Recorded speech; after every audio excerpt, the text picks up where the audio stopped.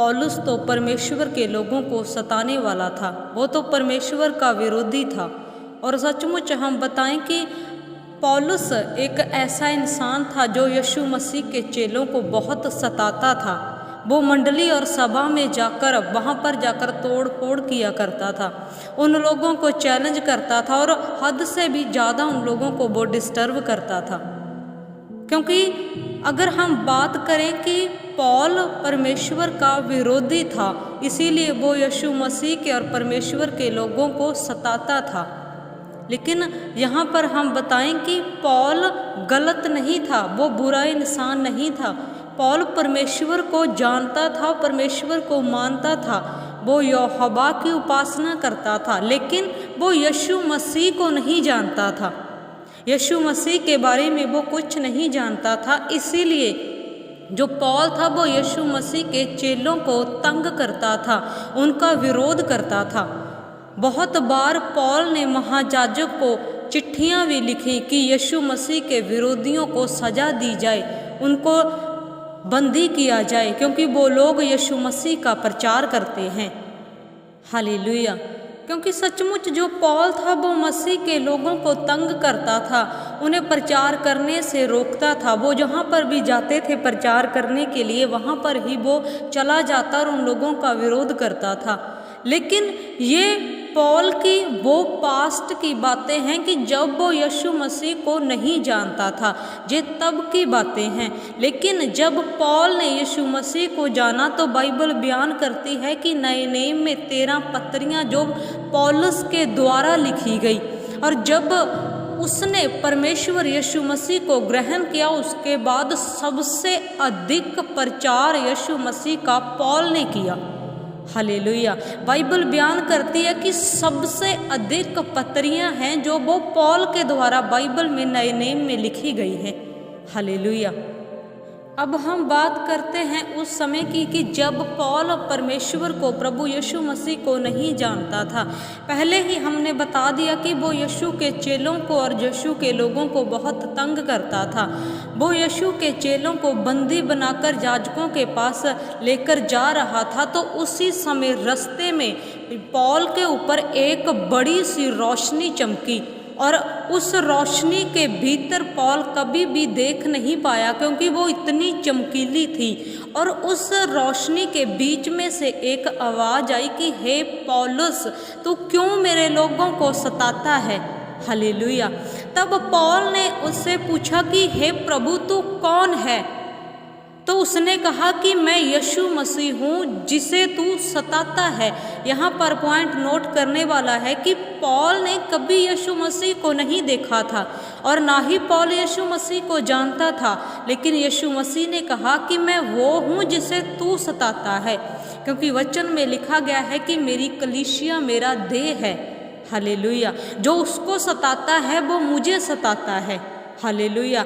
इसीलिए यीशु मसीह ने ये नहीं कहा कि तुम मेरी कलीसिया को सताते हो, उसने कहा कि तुम मुझे सताते हो।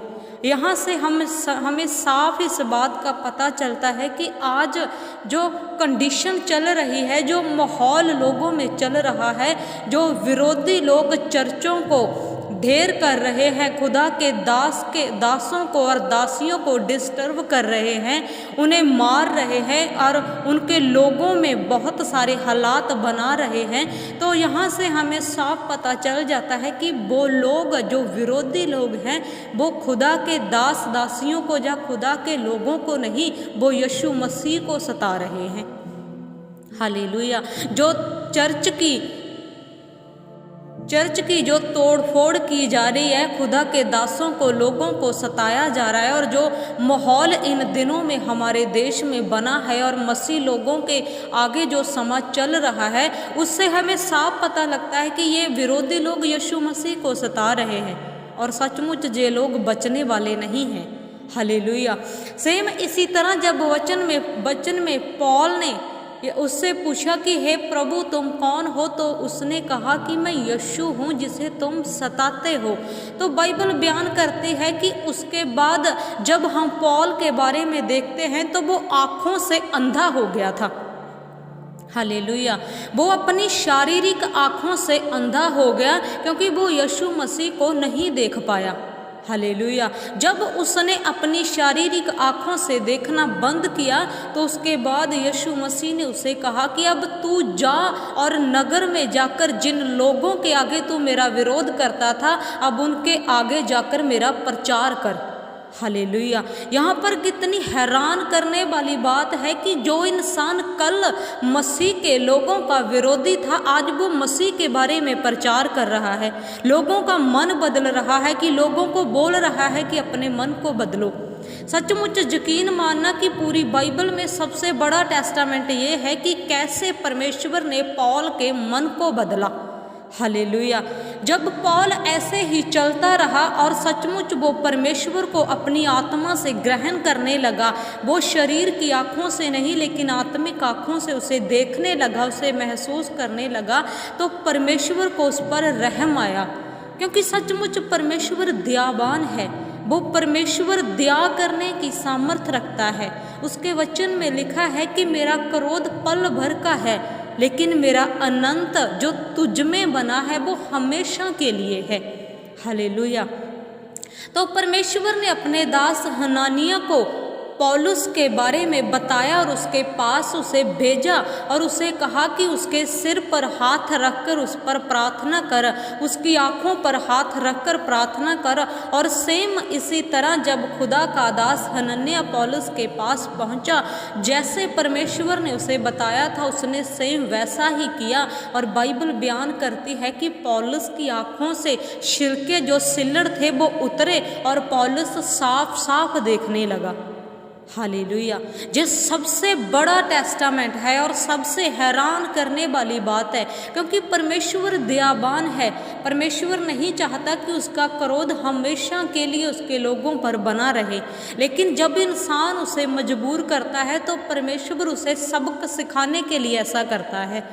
बाइबल बयान करती है कि पौलुस सिर्फ 3 दिनों के लिए आँखों से अंधा रहा। 3 दिनों के लिए ना उसने कुछ खाया और ना ही पिया, वो ऐसे ही रहा। लेकिन 3 दिनों के बाद परमेश्वर ने उसकी आँखों को खोल दिया। साथ में परमेश्वर ने उसकी आत्मिक और शारीरिक आँखें दोनों को खोल दिया।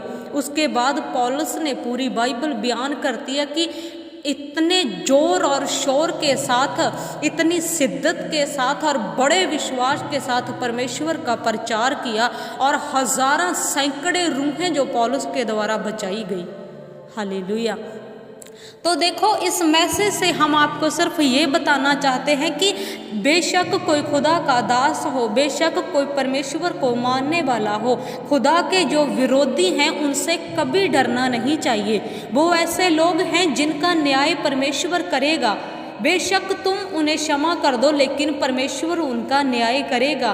परमेश्वर का वचन कहता है कि जो मेरे लोगों को सताता है, मेरे दास दासियों को सताता है, वो मुझे सताता है। और सचमुच परमेश्वर ऐसे लोगों के लिए एक ऐसी सजा बनाएगा, एक ऐसा दंड बनाएगा कि सचमुच जे लोग अपने किए पर पछताएंगे और पश्चाताप करेंगे, परमेश्वर हमसे गलती हो गई, क्योंकि ये परमेश्वर के क्रोध और दंड से कभी नहीं बच सकते। जैसे परमेश्वर ने पौल के मन को बदला, वैसे ही परमेश्वर उन विरोधियों के मन को भी बदलने की सामर्थ रखता है। जो लोग आज आपको सताते हैं, जो आपकी मंडली का मजाक बनाते हैं, जो आपकी बंदगी का मजाक बनाते हैं और यीशु के नाम में आपको सताते हैं, उनके लिए प्रार्थनाएं करो, क्योंकि सचमुच जब परमेश्वर आपको बदल सकता है तो उन विरोधियों को बदलने की सामर्थ भी परमेश्वर के पास है।